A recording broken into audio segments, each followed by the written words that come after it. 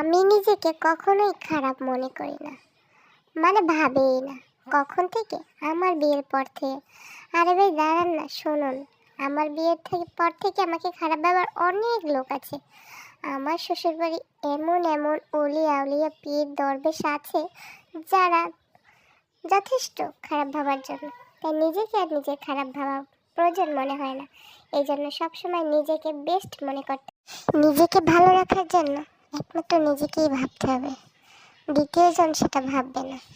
সেই জন্য নিজের ভালো লাগা, নিজের ভালোবাসা, নিজের পছন্দ নিজেকে গুরুত্ব দিতে হবে, আর কেউ দেবে না।